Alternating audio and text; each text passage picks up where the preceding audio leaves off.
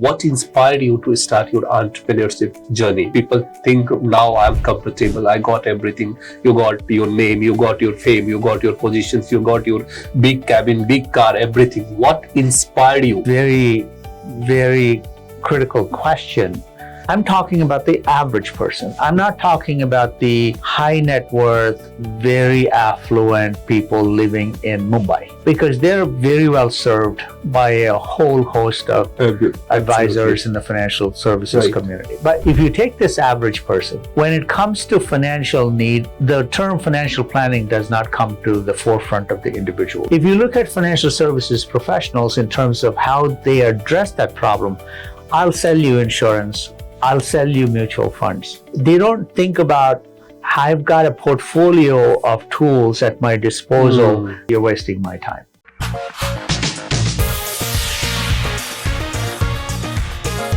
Hi दोस्तों, my name is Mahesh. I'm hosting this program called WealthRight Coach. WealthRight Show, where identity and income both meets together. Today our topic is very interesting. What would be the 21st century MFD and wealth coach in 21st century? To talk about these subjects, we got the privilege to have the very special guest who has decades of experience to be in the financial world. He is ex-president of MetLife. He was GE and many other renowned company at a very strategic and the top management positions. And he made the company turn around. Today we are privileged to have that person. So ladies and gentlemen, please welcome Mr. Kishore. Kishore ji, welcome in this wealth coach. Thank you very much, Mahesh. So how are you, sir? Very well. It's a really privilege for us to have today in this show, sir. It's an honor for me to be here as well. So, sir, let me start. First question is, everybody in the world where we met, they say, you don't know my story. I know something about you, that you born and brought up in India. You moved to USA. You were at a very top positions in the company like MetLife, GE, and other top corporates.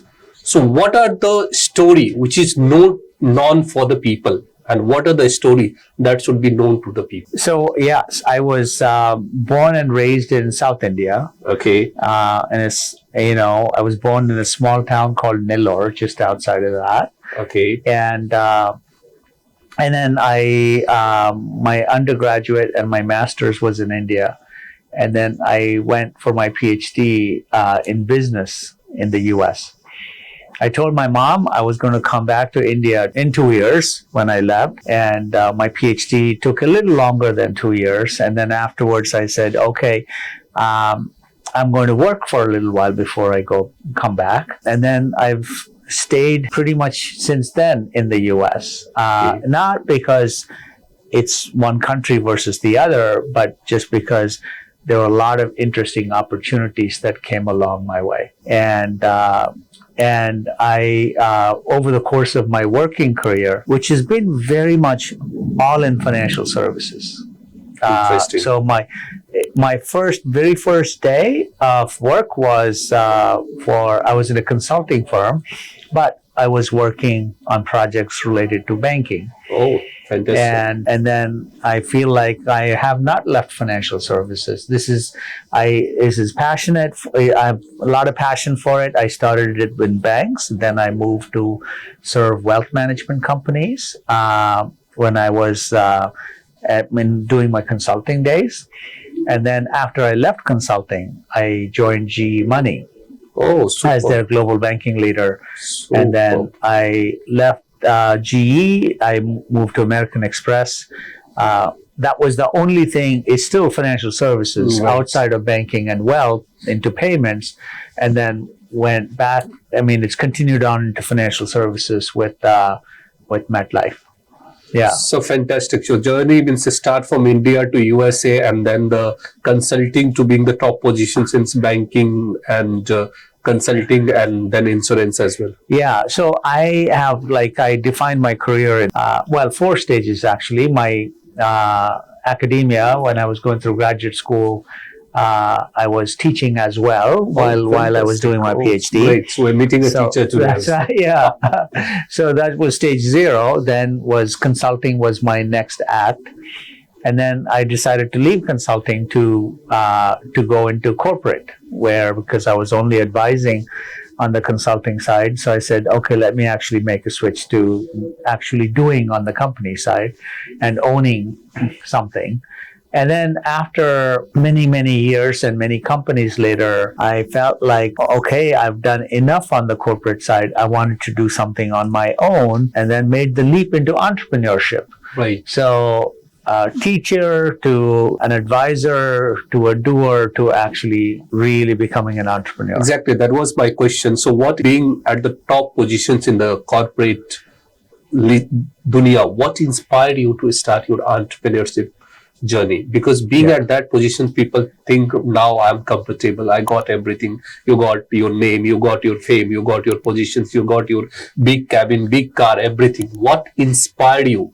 What make you inside out that I have to start something my own or entrepreneurship journey? Because that will give the inspiration to thousand of our MFD or the listeners or the audience to start their entrepreneurship journey. Yeah. Wow, that's a tough question. When during all these careers, all these things, it was about me. What am I going to do? How am I going to, move to the next step, etc. Now it's about others. Fantastic. Like most entrepreneurs, most entrepreneurs don't just step out saying, I want to be an entrepreneur and I will just go on my own, try to do something, and I'll try a few things, and if it doesn't work, I'll do something else. It may turn out that way, but they don't start off saying, I want to be an entrepreneur in and of itself. Most entrepreneurs start with the problem they're trying to solve. Correct. And they feel like, oh, if I solve this problem, I can actually make a contribution, whether it's monetary or however organization. My problem statement was that if you look at emerging markets, the penetration of financial services is extremely low. Right. And you can see, if you could track penetration of financial services and GDP per capita, they'll correlate. They won't be perfectly correlated, but they'll generally correlate. Absolutely. Now, you can say this is the chicken or the egg, but I feel like participation by more percentage of the people in financial services will actually help an economy grow. Absolutely. Right? Absolutely, sir. Absolutely. So that is a huge issue in emerging markets. So I said, okay, am I going to be a teacher? No, but can I do my part to actually help bridge that gap, financial literacy in emerging markets, and make a meaningful business out of it, right? That is the crux of WealthRight. Very inspiring, sir. Very inspiring. So, have you seen how the entrepreneurs, how the big leaders think differently? Have you noticed? If you noticed, make a point here. How Kishore ji has started his business. How did he left his so-called big positions in the world and how he started? And similar lines, see, the Amazon is a company, isn't it, sir? A platform-based company. Yes. They are solving problems and they make a systems, rather ecosystem, to make the things very easy, make the convenience, and they solve the biggest problems of the people or the audience. What type of ecosystems you are building in India with WealthRight and other subsidiaries also you have? What ecosystems you are trying to build in India which will help MFD business or the financial WealthRight coach or the financial coach who can make the business scalable, who can make the business repeatable, and who can make something legacy for their generation to come? Again, a very, very critical question. Thank you. Either you create an ecosystem or you're part of an ecosystem. Since we're starting small, we're not exactly create an ecosystem. Correct. But our starting point is to think holistically. So if you think about the average person in India, for example, any emerging market this applies, but I'm talking about the average person. I'm not talking about the high net worth, very affluent people living in Mumbai right? Or Kolkata for that matter, Right. because they're very well served by a whole host of advisors Absolutely. in the financial services Right. community. But if you take this average person, when it comes to financial needs, first of all, the term financial planning does not come to the forefront of the individual. They don't think Absolutely, that way. absolutely true, sir. Absolutely true. Yeah, they're thinking, I am, because most people are not financial services professionals, Yeah. right? I'm a carpenter, or I'm a doctor, I'm an engineer, or I'm a builder, whatever they are. And, they're more focused on what they are doing as a breadwinner, as a profession, or a teacher for that matter Agreed. as well, Agreed. more than trying to understand these financial concepts. Correct. So, but financial savviness and financial literacy is very important. It is crucial for their long-term family survival. Now, how do you get these two? So if you actually talk to people, sit down and talk to people, without the financial services jargon, they won't say, I want to buy insurance or I want to buy mutual funds. Absolutely. They say, I got to pay for my kids' education. Correct. I want to think about my retirement. Exactly. So their problems are longitudinal and holistic. Right. But if you look at financial services professionals in terms of how they address that problem, I'll sell you insurance, I'll sell you mutual funds, right? Right. They don't think about, I've got a portfolio of tools at my disposal that can address this individual's problem, right? Wonderful. And Wonderful. so if you look at the financial advisors in the ultra high net worth space, that's how they think about it. That's how they address those clients. Because otherwise, those ultra high net worth individuals will simply say, you're wasting my time, right? But how do we take those concepts and bring them down to the middle class, which desperately needs it? So wonderful. So that is why we went out and we think about insurance distribution, which addresses protection needs, mutual funds, which address investment needs, and then add that to the portfolio of savings as well. And then so that all of this can be brought to bear Right. to address the client's issues. Right. So what a great lessons, 3 important lessons shared by Mr. Kishore as of now, that like how Amazon solved the problems. They are not selling just books, or they are not selling just accessories or the things. They are solving the problems of the people. Similarly, Mr. Kishore has started WealthRight International to solve the problems of the people, that too of India and the globe also. So how does he solve? He, basis of their purpose, he help people to go for the retirement. He help people to how to make your life like a king size. He help people to make the educations of your kids so protected and predicted that you can make it better. And as a leaders, he is making the ecosystems for the thousand of MFD who can think like that. Isn't it, sir? Absolutely. Thank you so much. Very nice, sir. Of course. Sir, company like Rolex, it is the what symbol of a status, isn't it? Yes. They also sell watches, Yeah. but they don't position themselves as a watch sellers. Yeah. Today in India, there are more than 1.7 lakhs MFD. And most of them position themselves as a mutual funds distributors. So how do you think that WealthRight advisors or the distributors or the coach make themselves as a WealthRight coach, and how they positions in the market to solve the problems? And that too, you have specifically said that you are solving the problems of middle class. So how WealthRight are helping them to build these ecosystems or the positions themselves as a WealthRight coach? Yeah. The most important thing in this, Mahesh, is trust. Oh, wonderful, sir. Because what is a broker? I mean, I don't really like the term broker. Correct.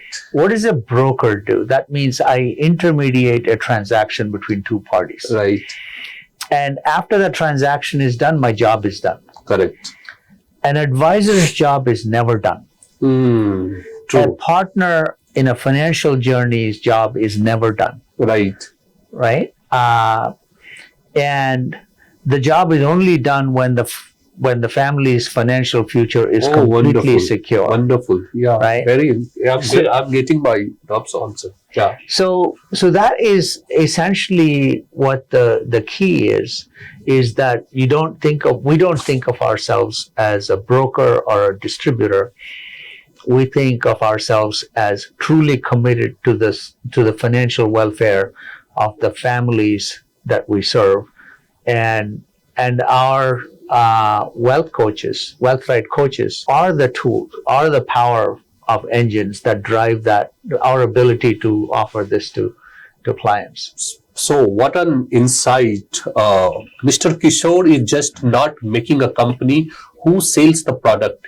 He's making the MFT or WealthRight coach who is making financially fit country, who is making financially rich company, who is making the financial free country. Isn't it, sir? Yeah, absolutely. Wonderful, sir. So this is the 21st century, sir, and we called it Gen Z generations. And in Gen Z, they have a passions of driving, isn't it? They drive. Yeah. And there is a very big brand in India or maybe in the USA also, I don't know, but Royal Enfield. Have you heard the name of Royal? Yes, I have. So they don't sell just bike. They built the cult community. They have that emotions in that. They have that. They put passion in that. They put something extra in that, isn't it? So as a WealthRight platform, what trust, what passions, what training, what culture, what cult you are building inside them, so they could be the as stronger as the Royal Enfield. Yeah.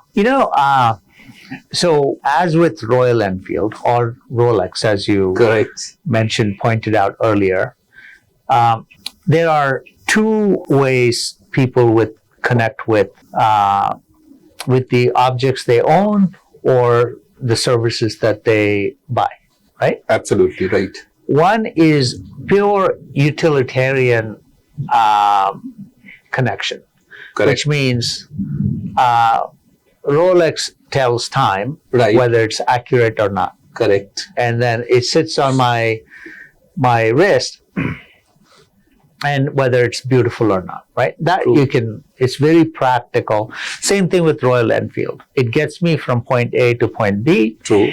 And two is it's a reliable motorcycle. Three is I like the way it beats, right? I like in the sense of like it has this rhythmic beat, which I like. That's it, right?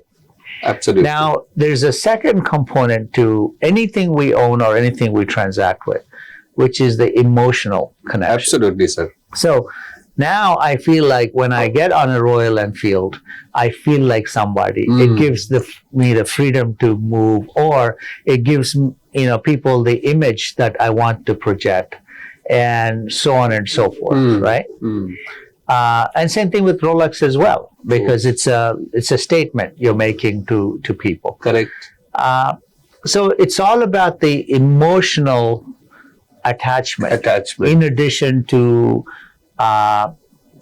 just the pure utilitarian advantages or values that you provide to clients. In financial services, the emotion is as important as the product attributes. Oh my God. You can think about our product attributes as in terms of risk and return, and then just about that, right? If it was purely that, you don't need advisors. You can do it with spreadsheets. True, right? Absolutely, sir. Because if you think about people in this world and the investment community in this world, and you divide them into groups, there's always the self-directed community that feel like, oh, I am it. I've got. Correct. I know everything. I make these decisions by myself. That's great, but they generally tend to be active traders.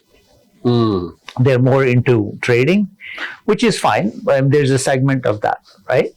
And for them, it's much more of pure utilitarian.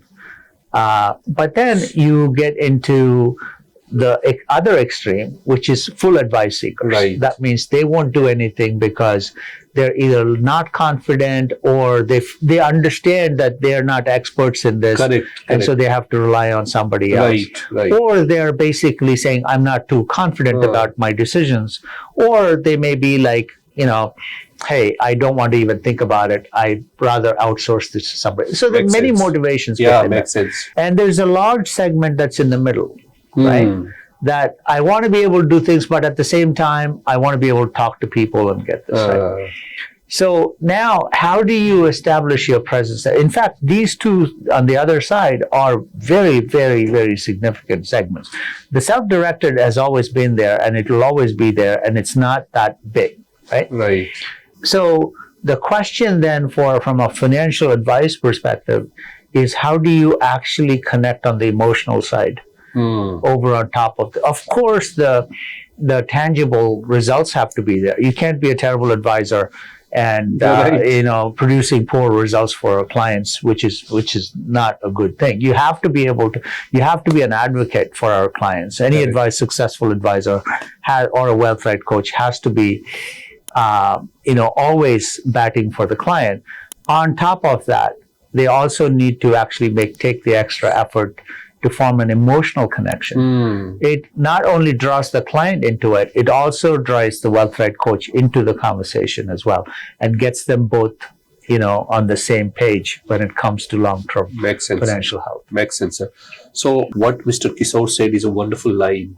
People take decisions emotionally first, then he think logically. Yeah. Isn't it? So emotion part of the people are well taken care by the WealthRight coach, and then the logical part, that is the outcome, is also delivered.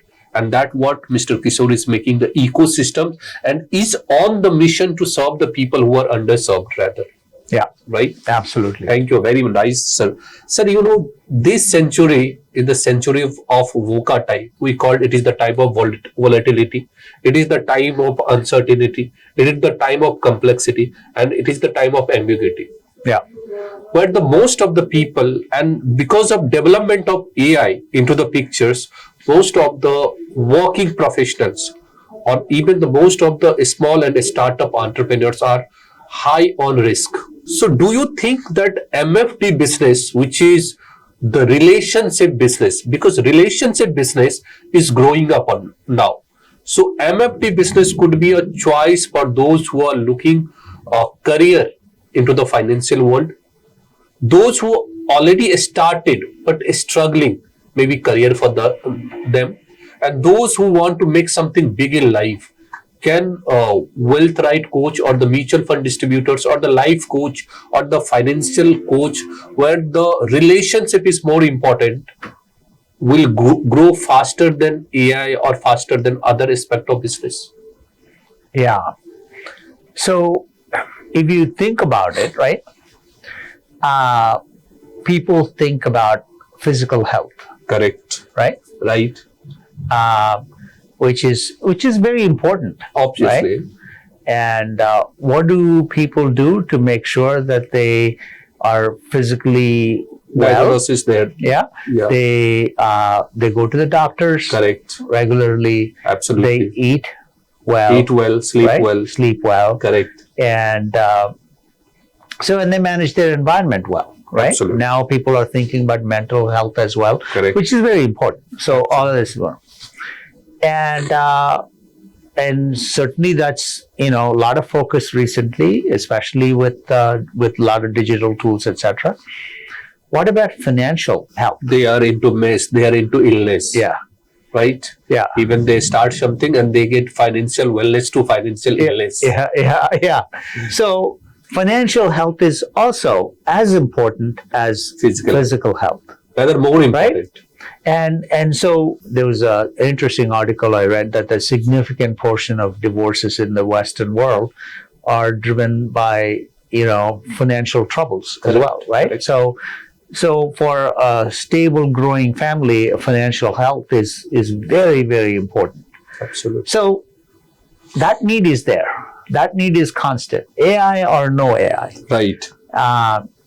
And AI or no AI, there's that segment of of people who actually are advice seekers or validators who actually need that affirmation.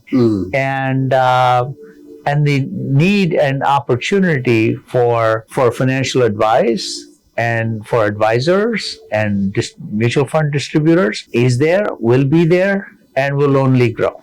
So the coming next 100 years, if you want to make your career or want to start career, MFD business would be one of the best opportunity, because the people are growing, the industries are growing, and these are the relationship based industry business, so it will keep growing. Even Mr. Kishore is, with his so many of experience working the so big corporates, recommending this business to be the part of this mission. And I think it is the social entrepreneurship, more of that, rather than being the absolutely, Mahesh. And if you think about this, right, what the penetration of mutual funds in India is about 20%, right? And so obviously in the West, those numbers could go into triple digits. Correct. But so obviously India's GDP is growing. Right. That penetration number is not moving. That means there's a lot of people that need to keep coming into the system for that number to grow, which is needed. As you know, the GDP grows, that penetration numbers will improve. That is coming. That's a draw for a lot of mutual fund distributors and professionals. Right. The question is not whether there's opportunity, but whether you're taking advantage of this opportunity. Correct. There are a lot of people out there that have a need, but no one has approached them, no one has talked to them, no one has educated them.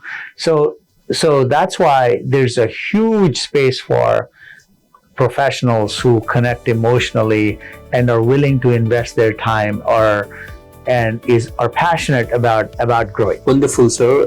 It's a very, rather I got somewhere different, because listening so insightful message by you that how big industry is, how better opportunity is, and it is for those who can capture it, those who can seize the opportunities. So you made the very valid point, sir. Now my question is, what somebody got excited or inspired by your message, they want to start, how WealthRight would help them to start, to scale, and to grow in life? Yeah, that's a question that's best answered by you, Mahesh.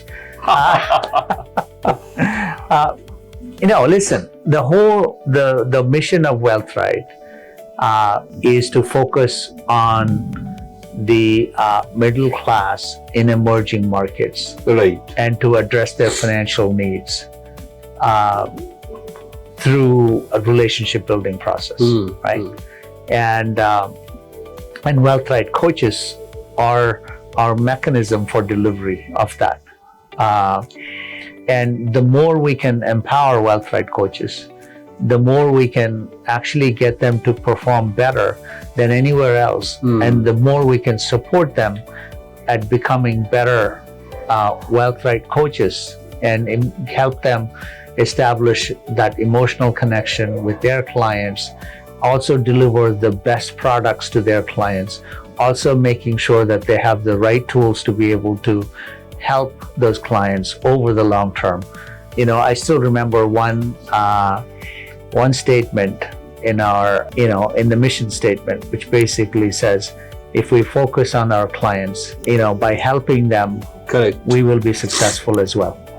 So that's our mission. Right. That's what exactly the CEO and founder of WealthRight, Mr. Kundu, says. Cliente valo hocche ki. Clients are getting richer, clients are getting protected, clients are getting growth in their lives, and see how, and that's what the integrity of WealthRight. And WealthRight, they provide the 4 important things. Maybe 2 and 3 may be common, and the 4th one is the ultimate thing. What is that? Just point it down, just up likh lo isko, note down kar lo. Number 1, the professional people, which will help you to take from here to there.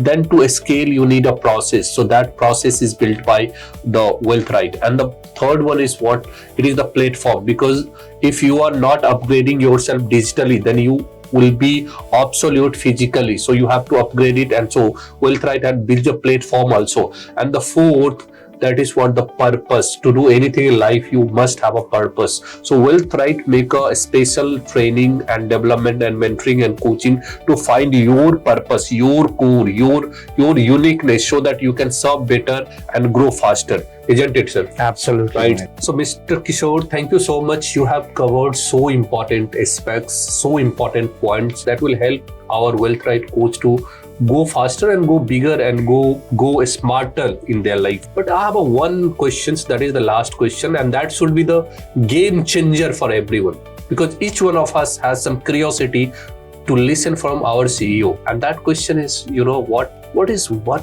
principle, what is one line, what is one purpose that can change the entire thought process or make us purpose-driven people or purpose-driven company in that ecosystems? That could be for the stakeholders also. That could be for the employees also. That could be for the WealthRight coach also. And the people who are excited and listening this podcast, they can come and they can join us also. So what is that purposeful mission statement of Mr. Kishore? Yeah, that's a tough question, Mahesh. But I'll keep going back to the problem that was the genesis of WealthRight, right? The problem is financial literacy is low in emerging markets. And if you think about, okay, it is low in emerging markets, it's even lower in the middle class of emerging markets. That is very important. It's a very important question to ask and a problem to solve. So if we were to make a true difference to society, and this is why WealthRight was not positioned to serve the affluent. We could have easily said, we're going to set up fancy locations in big cities serving the affluent, and the AUM compounding would be quite significant. Correct. Right? Instead, we purposefully chose to serve the middle class in, starting with big cities, but also a significant focus in, or a majority of our focus in tier 2 and tier 3 cities. And to be able to do that, we have to think differently. We have a massive problem to address, and just the traditional solutions will not work. So how do you solve this problem is, for me, it's financial planning at scale. Correct. And so if you say, hey, to an average middle class person, I'm going to do your full financial plan, it's going to take 10 days, and I'm going to put 5 people on my team to do it. First of all, you can't afford it, and you will lose them, and there'll be poor outcome. However, if you're able to do it cost effectively and deliver it in such a way that people understand, they get the message that this is what I need, this is how much I need, this is when I need, and so therefore this is how much I need to save, and this is how much I need to invest, and this is how much protection I need to get for my family, and think about this comprehensively over time. Boy, you've actually made a real difference in that family's name. Wonderful, right? Sir.